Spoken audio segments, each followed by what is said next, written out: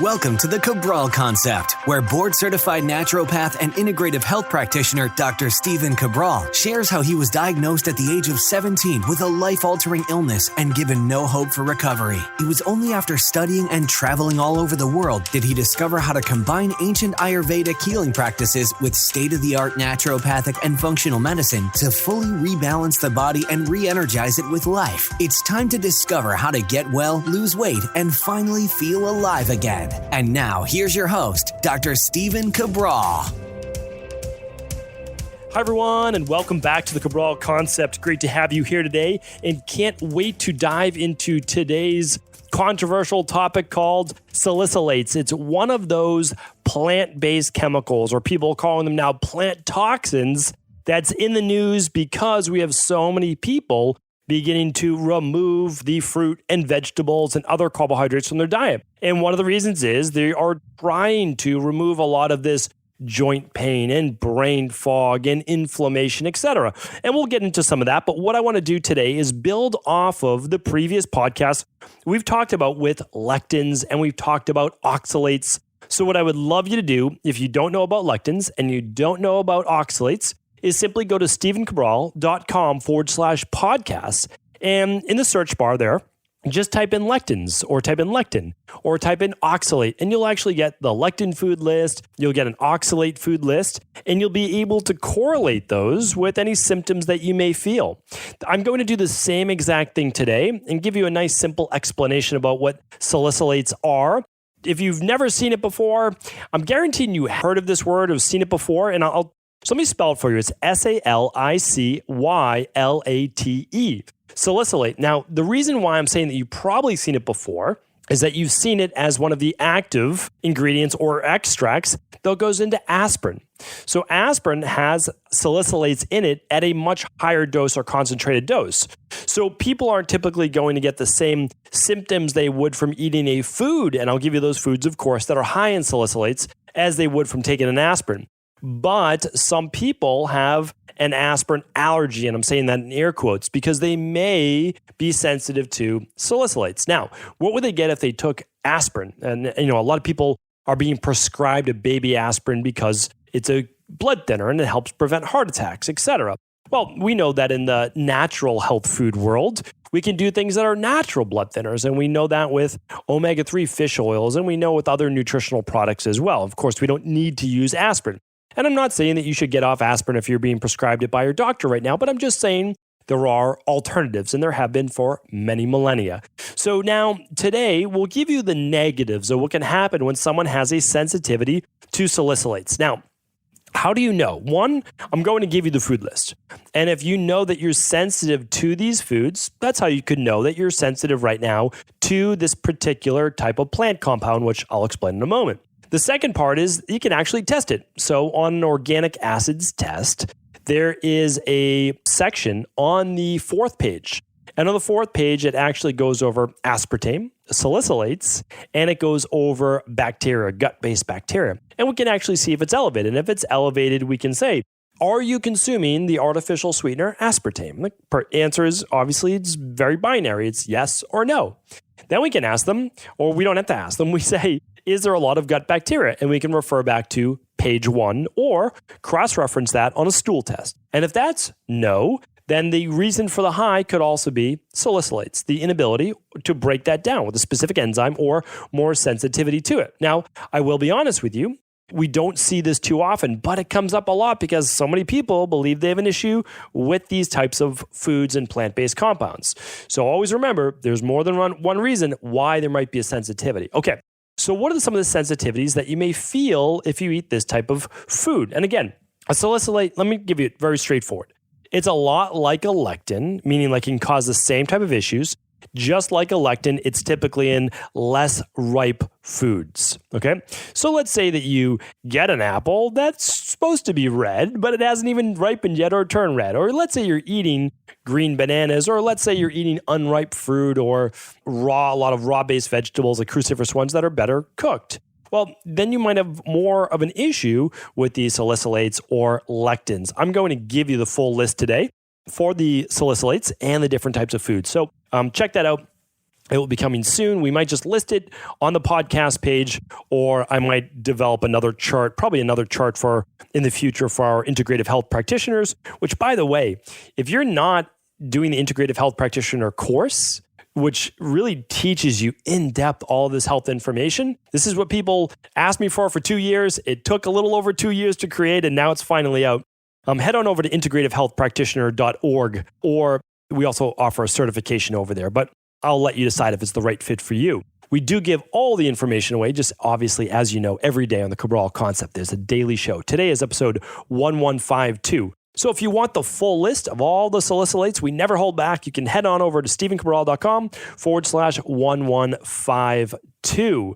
Okay, so plant-based compounds is something called phenols, polyphenols, or phenolic acid. And now here's the great thing. And again, I'm going to save that just for a moment, because there's so many amazing benefits from these plant-based compounds that's why we're supposed to include them in our diet. We're not supposed to exclude them, which I'll get to towards the end. But here's the issue. Some people are sensitive to them. There's no doubt about that. I'll give you the reason why a little later. So here's the thing.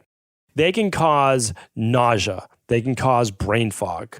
They can cause any type of sinus congestion, cough, nasal congestion, fatigue. Again, I mentioned the brain fog with the memory loss.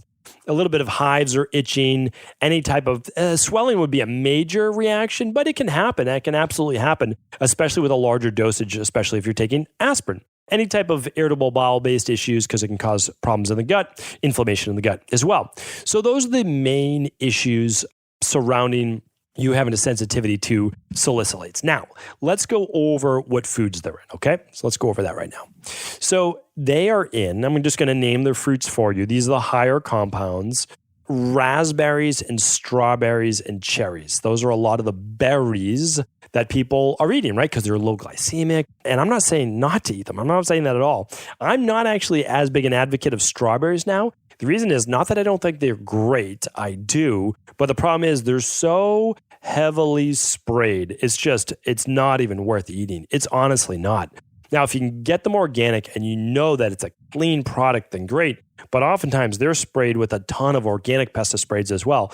So we do eat them a little bit, my family, but we're very cautious about where we get them from. We know the farms that we're getting them from, and we don't overdo that. Do we eat raspberries? Absolutely. Do we eat cherries? By the bundleful in the summertime for sure, which I'm going to get to the seasons in just a moment.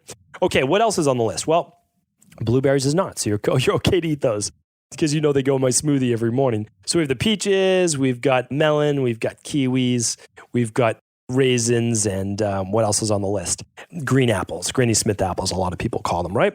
So that's on our fruit list. And again, we'll get you this. It might just take a couple days to create a nice little list for you, but without a doubt, well, you can rewind, of course, and write them down, but we'll get you that list right over at today's episode, which is at stephencabral.com/1152.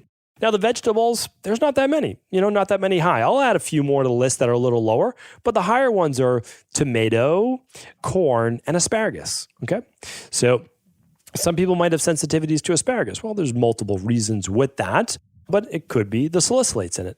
All right, now let's go over some of the herbs that you may be adding. Now, I don't think that we can really count ketchup as one of those, because we know tomatoes is already one of it. So tomatoes is on the list. But here's a few others that you may not have thought about. Some herbs that we would use every day, whether it's a tea or whether it's to add some nice flavor to our food. But look at this. We've got peppermint, we have turmeric, we have thyme, we have rosemary, we have paprika, we have nutmeg, we have fenugreek, we have cinnamon, I've already named mint, but spearmint, peppermint, they're all in that together. We've got cardamom, we've got black pepper, we have all different types of curry, we have mustard, we have oregano, we have ginger, and I believe that's all I have on my list. And then a nice sweetener is honey. Now, a lot of people ask us, and again, people think our sensitive gut guide is a FODMAP only guide, and it's not. A lot of people are learning in the integrative health practitioner certification right now. In level 2, we go through the sensitive gut guide. That's not what it's about. What we do is when we do an elimination diet, we're eliminating high lectin foods, high salicylate foods, but you don't even know it. High FODMAP, high inflammatory. What we're doing is a total reset for the gut. but we're not expecting to eliminate them forever. And I'll get to that in just a moment. So we eliminate honey as well. And we eliminate honey in the beginning simply because of the histamines. And we eliminate it because that is a little higher fructose than glucose. So it can feed gut bacteria, even though it can be antimicrobial and antifungal and antibacterial as in Manuka. But we eliminate it because it can be a prebiotic and it has other things as well, such as the salicylates. Okay, now for beverages, some of your favorite beverages that you may not want to get rid of, but they're in there. And that is wine. That is the cranberry and the orange and the apple and the tomato juices. Rum is in there as well. Black teas, these are more histamine producing as well, or at least they block a histamine enzyme in your body naturally produced in the gut called diamine oxidase. And we're going to get back to that gut in a second. Pineapple juice and coffee, right? So it takes out a lot of those morning drinks. The black tea, I've already talked about the ginger tea, the coffee. Well, here's the issue. That's a good amount of herbs, very healthy herbs that most people would say are healthy, and they've been used for many thousands of years. I maybe listed for you about 8 different fruit and only 4 different vegetables.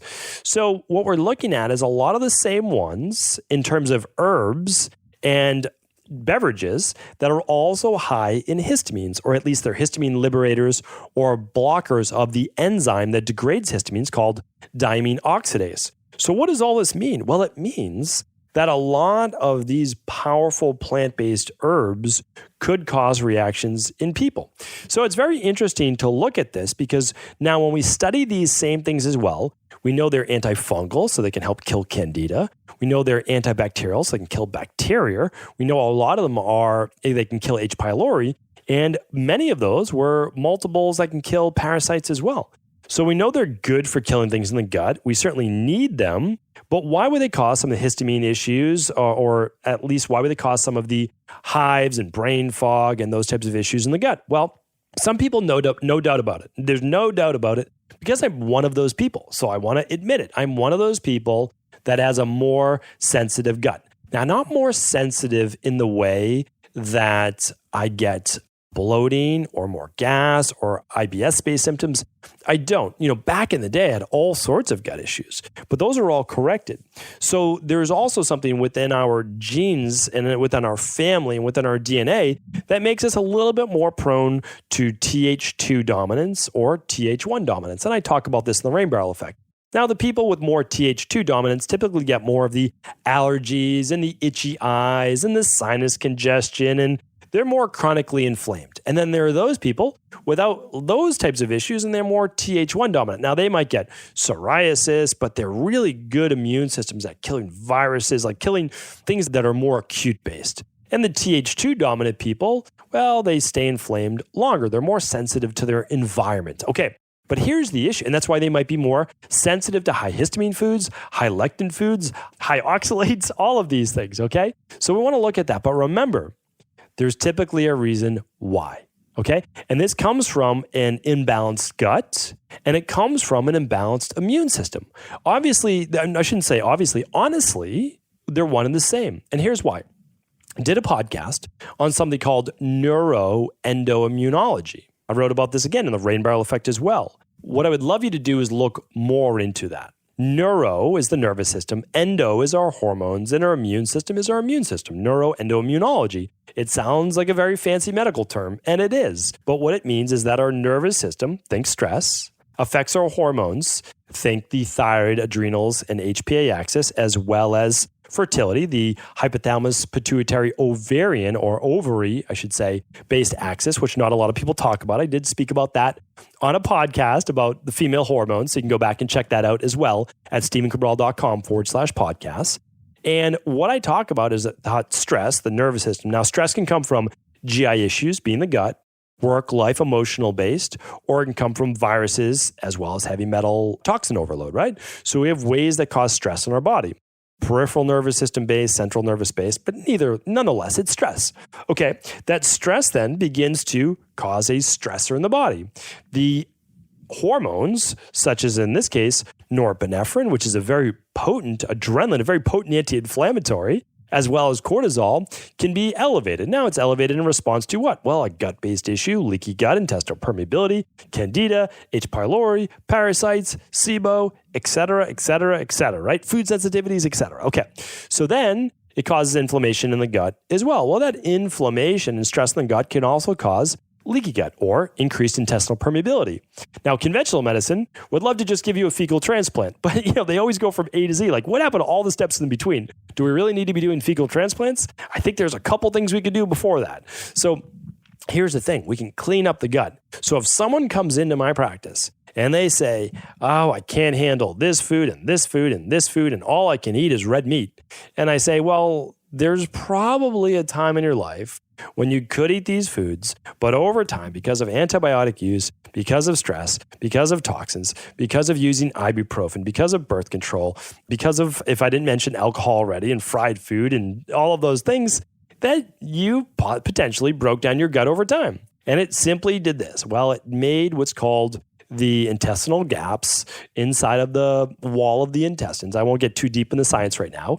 It allowed those to be a little larger, a little bit more wide. And now it's allowing other compounds to come through, or it's not enabling you to break down your foods as well. So they can be fermenting more in your gut, causing more bacteria, feeding yeast, etc. And that's because the villi in your gut get broken down. The enterocytes are wiped out. And what's that going to do? Well, it's not going to enable you to manufacture your serotonin, your feel-good, happy neurotransmitters. It's not going to enable you to be able to manufacture as well as break down a lot of the B vitamins. And if you don't have enough stomach acid, well, you can't break down your calcium, your magnesium, your zinc, your B12, etc. So all of a sudden now you have less buffers for stress. And so, you can see this is a vicious cycle. So when people say, I'm doing a carnivore-based diet because I feel great, I say, I understand, I get it, I appreciate where you're coming from, you're feeling better, but it's misguided. And the reason it's misguided is because, first of all, and I've said this before and I'll say it again, you would not be able to kill a bull in nature, in the real world. Go out hunting. Again, humans lived for a long time before weapons, before fire, and all they had a stronger jaw.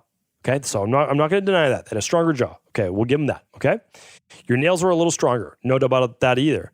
And your pain tolerance is a little higher. Absolutely. Agree with all of that. Like, again, I've looked into this. You would be able to kill and eat whatever you could catch, and you could tear apart and eat. Okay? And so you have to understand this. We don't even need fangs. Our digestive tract is 28 feet long. It looks nothing like a carnivore's digestive tract. It doesn't. But it doesn't mean that we can't digest meat. I'm not saying that. But what I'm saying is we are not pure carnivore. There's no way. That's not even humanly possible. There's nothing within our physiology that says, wow, you look like a cat. Like, there's nothing within our physiology. We would not be able to rip through the hide of an animal with our teeth, with our fingers. We don't have the same type of power. People want to compare us to other primates. And I say, yeah, I agree. Like, I agree with a lot of that. And about 5% of their diet is meat. And I get that too. And I'm not saying that you can't eat meat. I'm not even saying that it wouldn't be healthy to have some. I'm not saying that. What I'm saying is that 100% meat, well, that doesn't make a lot of sense, because nowhere in our physiology are we built for that. But we absolutely are built to be able to easily walk around in our environment, pick things with our hands, and eat them. Now, here's where we went astray. So I'm going to hold that thought for 1 second. What are the benefits of salicylates? Well, the benefits of salicylates are the benefits of eating plant-based foods and the natural phenolic compounds, polyphenols, inside of these plants. So what can that be? Well, we have great studies on salicylates, which reducing the occurrence of heart attacks. Surprise, surprise, right? We know that aspirin, that works that way. Well, we know that it comes from natural foods as well. So if you eat foods higher in salicylates, reduction of heart attacks. And again, there's good research on that. And people always say, well, like, where's the research? Listen, I'm happy to give you a lot of the research-based studies. I have no problem. I'll link up a few today, but what I want you to do is use the Cabral concept as your stepping stone, not the only place. Don't use this as your only grounds. Use this as saying, that makes sense. Let me look more into this. My job is to bring you 25 minutes a day on one health topic that hopefully you're not hearing anywhere else, or you're not hearing it in this way. In real world, in a clinical practice setting where we help people get real results, not in a research-only study. I don't care about that because it's not set in the real world. I want to know what works in the real world with real people. And we've done that now for over 250,000 client appointments. And so what we say is, yes, this is what it says in the research. We do that. And now what are we doing, though, in the real world that actually matches up as well? So these are all things that I do want to bring you. And, just for example, the very first one that I just gave you in the reduction of heart attacks is actually a published study on PubMed that talks about navy beans and rice bran altering the actual membrane in cardiovascular-based disease. So, these are all great things to look into, but here's the thing. Don't get overwhelmed by that part of it when understanding that when we look at the foods, specifically salicylate foods, we also see an improvement in blood glucose metabolism, in the lowering of fatty liver, improve mitochondrial function, and also a reduction in overall free radicals from its antioxidant-based compounds. So I'm looking at it this way. The people, and I want to get back to that right now, the people out there who are not able to eat a lot of plant-based foods and have reactions to salicylates or have reactions to certain types of foods, we need to always ask the question, why? That's it. So again, if someone wants to go on a lower carb diet, again, they have to know why. And I want them to know why. And I'm okay with them doing that for temporary relief of their symptoms. But I want you to know that your symptoms are often there to serve you. So if you're listening to your symptoms, you're saying something is wrong. I'm eating an apple and I have symptoms. For the human body not to be able to eat an apple or eat an apple and get bloated or eat an apple and have hives, there's something wrong. There is something wrong with that body. It is a sign that something is wrong. Let's not eliminate all of the brightly colored fruits and vegetables that humans would naturally be attracted to. Again, I've said this before and I'll say it again. You do not look at an animal typically in nature and start to salivate like another one would. You do not see a carcass on the ground that is rotting and start to salivate like a dog or a cat would. Okay? You have to understand is like that is not built into the human. Now humans, and again, I'm not preaching against meat, but what happens is everything gets super popular in media and I see everybody moving towards this and I have to somehow be at least one person who's trying to be unbiased here and saying, I get it. I know why you're doing it. I understand why you're doing it. It makes sense, but we can go deeper on this. When you see roadkill, you do not salivate, but when you see a beautiful bowl of brightly colored fruit, you most likely do.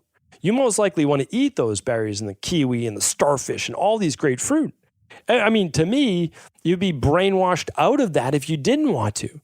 Because that is what we're naturally attracted to. We salivate when we see all of that produce, but we don't at a dead animal. Now, again, the difference is this. When we eat our meat, what are we doing? Well, we're not eating it plain. We're typically adding salt to it. We're adding pepper to it. We're adding spices to it. We cook it in butter. We're changing the actual flavor and texture and all of those things of the meat.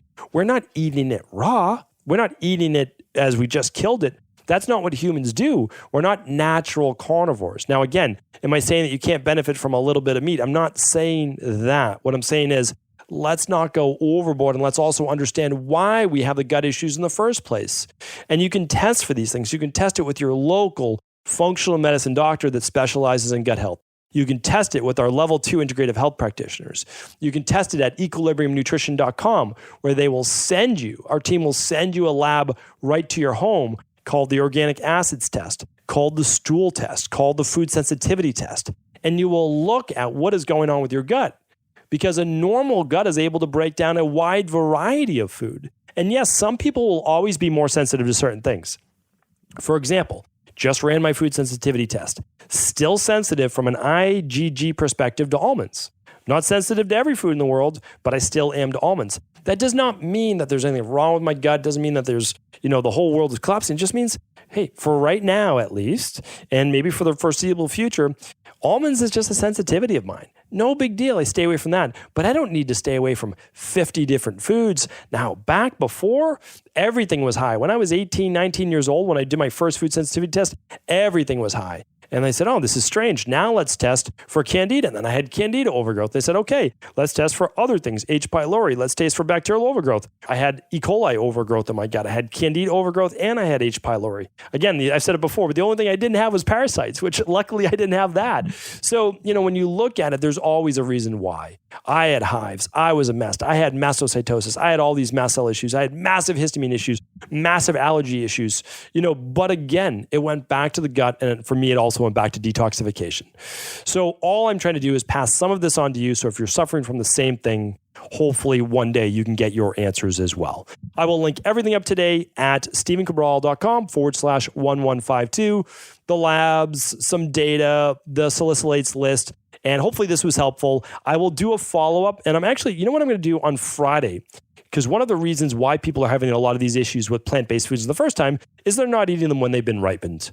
Remember, we can overcome a lot of these lectin issues. We can overcome a lot of these salicylate issues if we just buy the fruit when it's ripe, when it's in season. So what I'm going to do is on this coming Friday review, I'm going to put that in my notes right now. I'm going to go over how to find out what is in season in your local area, or if you're getting your fruit and vegetables shipped to you and grown at a different state when it's ripe in that state. All right. So hopefully this has been helpful. Thank you so much for tuning into another Cabral Concept. And as always, if this was helpful, please do feel free to share it with anyone else you believe it could serve.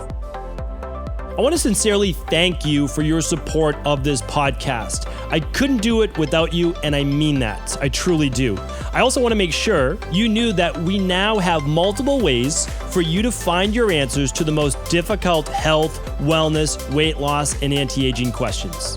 You can find podcast-specific topics like thyroid, adrenal, hormones, sleep, digestion, Ayurveda, and many more at stephencabral.com/podcasts that will then link you to your favorite Apple, Spotify, and other podcast players. Plus, all new podcasts and weekly exclusive video content is being added to our YouTube channel at youtube.com/Stephen Cabral. And that's Stephen with a PH. Head on over and subscribe so that you don't miss any of the exclusive content.